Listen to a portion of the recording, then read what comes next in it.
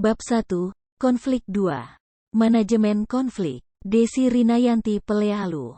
Tipe-tipe konflik. Konflik diklarifikasikan ke dalam 4 tipe, yaitu konflik interpersonal. Konflik ini mengacu pada konflik antara dua individu. Masing-masing individu memiliki kepribadian yang bervariasi dan biasanya menghasilkan pilihan dan pendapat yang berbeda. 2. Konflik intrapersonal. Jenis konflik yang bersifat psikologis yang melibatkan pikiran, nilai, prinsip dan emosi individu. Konflik antar pribadi bisa datang dalam skala yang berbeda, dari yang biasa-biasa saja seperti memilih menu makan siang hingga yang dapat mempengaruhi keputusan besar seperti memilih jalur karir. 3. Konflik intragrup dalam kelompok. Jenis konflik yang terjadi di antar individu dalam satu tim. Ketidakcocokan dan kesalahpahaman di antara individu-individu ini menyebabkan konflik antar kelompok. Konflik ini muncul dari pertentangan antar pribadi atau perbedaan dalam pandangan dan gagasan. 4. Konflik intergrup antar kelompok. Konflik antar kelompok terjadi ketika kesalahpahaman muncul di antara tim yang berbeda dalam suatu organisasi. Misalnya, departemen penjualan suatu organisasi dapat bertentangan dengan departemen dukungan atau layanan pelanggan.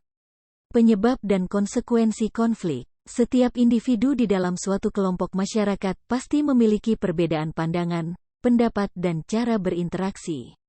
Perbedaan pendirian dan perasaan akan sesuatu hal atau lingkungan yang nyata ini dapat menjadi faktor penyebab konflik sosial.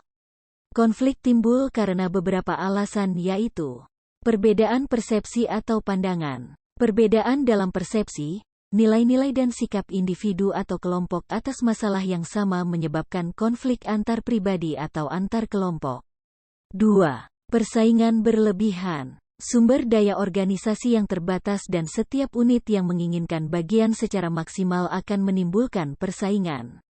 3. Perbedaan tujuan. Tujuan individu atau kelompok yang berbeda menyebabkan konflik di antara mereka.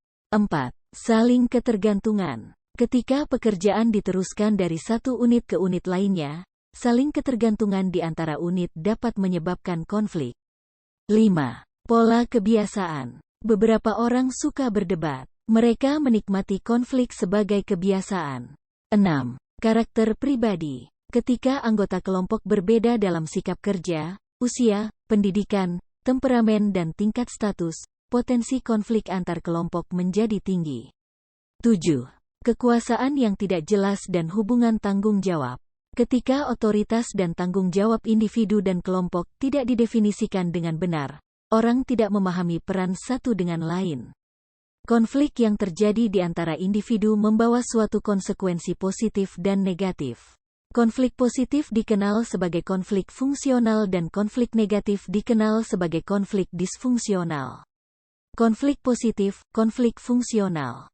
Tingkat loyalitas yang tinggi. Konflik antar kelompok menimbulkan komitmen dan loyalitas di antara anggota kelompok. Peningkatan kualitas keputusan. Ketika anggota kelompok menghadapi konflik, mereka memikirkan semua solusi yang mungkin untuk mengatasi masalah, mengevaluasi keputusan dan menggunakan kemampuan kreatif dan inovatif mereka untuk sampai pada keputusan terbaik. Munculnya pemimpin baru. Anggota kelompok memberikan kewenangan pada mereka yang dapat berkontribusi secara positif pada situasi permasalahan untuk mengambil keputusan. Respon untuk berubah. Siap atau tidak siap seseorang dalam menghadapi suatu konflik, konflik tetap akan membawa perubahan. Peningkatan produktivitas. Produktivitas kelompok-kelompok yang berbeda pendapat akan lebih baik daripada yang memiliki persamaan pendapat di antara para anggota. Meredakan ketegangan. Jika anggota kelompok tidak setuju dengan nilai dan norma yang telah ditentukan, konflik memberi mereka dasar untuk menyuarakan keberatan mereka. Konflik negatif, konflik disfungsional. Ketegangan pikiran. Konflik yang berlebihan menciptakan ketegangan dan frustasi di antara orang-orang. Ketidakpuasan.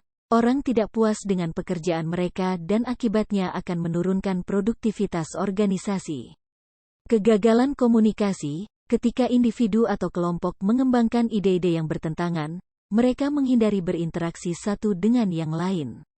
Pengunduran diri. dalam organisasi kebijakan dan keputusan manajemen belum tentu akan dapat diterima oleh semua pegawai. Dampak akibat konflik. Konflik biasanya dihindari oleh sebagian besar orang karena konflik menciptakan sejumlah besar ketidakpastian, ketidaknyamanan dan kecemasan. Berikut penjelasan mengenai dampak positif dan negatif dari konflik.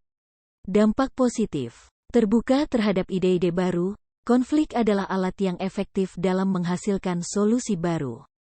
Peluang untuk mengungkapkan kebutuhan secara verbal. Konflik memberikan peluang untuk mengungkapkan kebutuhan kita secara verbal. Mengajarkan fleksibilitas, kerendahan hati dan keterbukaan adalah dua hal penting yang bisa didapat dari konflik. Mengajarkan untuk mendengarkan. Kunci keberhasilan dari setiap penyelesaian konflik adalah kemampuan untuk mendengarkan. Mengajarkan pola perilaku. Mengetahui pola perilaku akan membantu kita untuk menjadi lebih efektif dalam hubungan. Memunculkan solusi. Ketika struktur atau kesepakatan yang ada tidak lagi berfungsi, maka sesuatu yang baru harus dimunculkan. Mempraktekkan kemampuan dalam berkomunikasi. Konflik sulit bagi semua orang. Namun semakin banyak kita terlibat dalam konflik, semakin baik kita menjadi komunikator. Membantu menetapkan batasan. Konflik adalah tempat yang sempurna untuk menetapkan batasan dan integritas dengan semua orang yang terlibat. Membantu mengendalikan emosi. Ketika kita mengendalikan diri kita sendiri, orang bisa lebih baik berhubungan dengan kita, mengandalkan dan mempercayai niat kita. Dampak negatif. Respon psikologis, meliputi perhatian terhadap hal-hal yang lain. Kurangnya minat untuk bekerja. Ketidakpuasan yang berlebihan. Kesulitan dalam bekerja. Rasa kecewa. Respon perilaku menurut Dana, D. 2001. Beberapa respon perilaku yang menimbulkan konflik antara lain. Membuang-buang waktu. Konflik mempengaruhi kinerja individu dan manajemen sehingga menghabiskan banyak waktu dan energi untuk menyelesaikan konflik. Mengundurkan diri dari pekerjaan. Karyawan yang tidak puas dengan tingkat konflik di organisasi mereka mungkin memiliki keputusan untuk meninggalkan pekerjaan mereka. Sabotase, pencurian dan perusakan. Konflik dapat menyebabkan sabotase di tempat kerja, masalah moral karyawan, penurunan pangsa pasar terkait layanan produk dan akibatnya dapat kehilangan produktivitas. Dalam situasi konflik, seseorang mungkin cenderung untuk mencapai dan mempromosikan kepentingannya atau keuntungan pribadi dengan mengorbankan organisasi atau orang lain. Mengambil keputusan buruk dan cenderung melakukan restrukturisasi yang tidak perlu. Kurangnya motivasi kerja atau motivasi rendah. Strategi mengatasi konflik. Kenneth Thomas dan Ralph Kilman mengembangkan 5 strategi resolusi konflik yang digunakan orang untuk menangani konflik, yaitu menghindari, avoiding. Menghindari adalah ketika orang mengabaikan atau menarik diri dari konflik. Strategi menghindari dalam kondisi sebagai berikut. Ketika konflik terjadi karena masalah yang sepele dan masih ada masalah lain yang lebih mendesak. Ketika tidak ada kemungkinan untuk menyelesaikan masalah. Ketika salah satu pihak memiliki kekuatan yang lebih rendah dibandingkan pihak yang lain. Ketika potensi kerusakan akibat konflik melebihi manfaat yang didapatkan. 2. Berkompetisi, bersaing, competing. Bersaing digunakan oleh orang-orang yang masuk ke dalam perencanaan konflik untuk menang. Strategi kompetisi digunakan dalam kondisi sebagai berikut. Saat dibutuhkan tindakan penyelesaian konflik dalam waktu yang relatif cepat, seperti situasi darurat.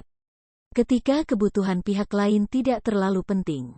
3. Kompromi, compromising. Kompromi adalah strategi di mana sebagian partisipan bersikap asertif dan kooperatif.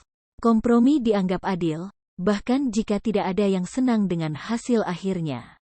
Strategi kompromi digunakan dalam kondisi sebagai berikut. Ketika tujuan dari hasil konflik tidak sebanding dengan waktu dan energi yang dibutuhkan untuk kolaborasi. Ketika dibutuhkan waktu penyelesaian konflik secara cepat dan sementara dapat diterima oleh semua pihak. Ketika kolaborasi tidak berhasil dan konflik tidak dapat diselesaikan. 4. Mengakomodasi, accommodating. Mengakomodasi adalah strategi di mana salah satu pihak menyerah pada keinginan atau tuntutan pihak lain. Strategi ini tepat digunakan masalahnya tidak begitu penting bagi Anda atau ketika harmoni lebih penting bagi Anda daripada menang pada masalah tersebut. Strategi akomodasi digunakan dalam kondisi sebagai berikut. Ketika salah satu pihak memiliki solusi, posisi yang jelas lebih baik. Ketika masalah yang terlibat jauh lebih penting bagi satu pihak. Ketika kompetisi yang terus berlanjut dapat merusak hubungan dan menyebabkan konflik yang semakin meningkat di masa depan. 5. Berkolaborasi, collaborating. Berkolaborasi adalah metode yang digunakan ketika orang bersikap asertif dan kooperatif. Kondisi ini melibatkan energi, komitmen dan keterampilan yang sangat baik dalam komunikasi, pemecahan masalah dan negosiasi. Strategi kolaborasi digunakan dalam kondisi sebagai berikut. Ketika kekhawatiran terlalu penting untuk dikompromikan. Ketika tidak ada pihak yang memiliki solusi yang baik dan masing-masing pihak menawarkan kemungkinan solusi yang terbaik untuk mengatasi konflik. Ketika resolusi konflik diperlukan secara lengkap dan masing-masing pihak menghilangkan perasaan negatif antara pihak satu dengan pihak lain. Transformasi konflik. Transformasi konflik adalah konsep yang dirancang untuk membangun perdamaian, terutama dalam konteks konflik etnis. Transformasi konflik lebih menekankan pada penanganan kondisi-kondisi mendasar yang memunculkan konflik dan memastikan perdamaian yang berkelanjutan. Ada beberapa definisi transformasi konflik berdasarkan beberapa ahli, sebagai berikut. Menurut Berghoff Foundation, transformasi konflik berarti tindakan dan proses yang berusaha mengubah berbagai karakteristik dan manifestasi konflik kekerasan dengan mengatasi akar penyebab konflik tertentu dalam jangka panjang. Menurut John Paul, konflik dan perubahan adalah suatu realitas dan konflik memengaruhi situasi dan mengubah berbagai hal dalam 4 kategori besar ini. Pribadi, meminimalkan dampak destruktif dari konflik sosial dan memaksimalkan potensi untuk pertumbuhan dan kesejahteraan individu pada fisik, emosional, intelektual dan tingkat spiritual.